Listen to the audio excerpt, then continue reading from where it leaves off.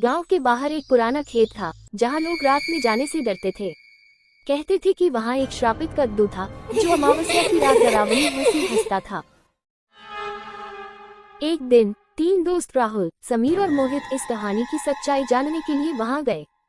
जैसे ही वे खेत में पहुंचे, हल्की हवा चलने लगी और अजीब सी सरसराहट सुनाई देने लगी। अचानक एक बड़ा कद्दू जमीन से हिलने लगा और उसकी आंखों से लाल रोशनी चमकने लगी। कौन हो तुम? एक गहरी डरावनी आवाज आई। डर के मारे राहुल और मोहित भाग खड़े हुए, लेकिन समीर ने हिम्मत दिखाई।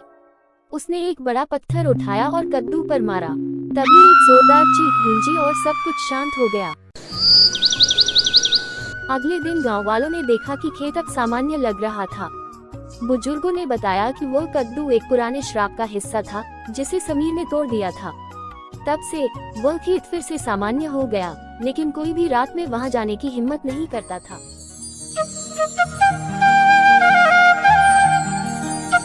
गांव के किनारे एक पुरानी टूटी फूटी हवेली थी जिसके बारे में लोग कहते थे कि वहां भूत रहते हैं। एक रात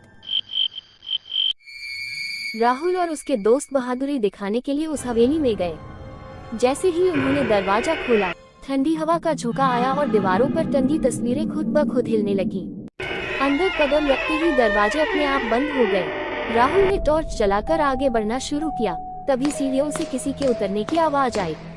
सबके पसीने छूट गए। आवाज के पीछे जाते ही उन्होंने देखा कि एक सफेद साड़ी में लिपटी औरत हवा में तैर रही थी।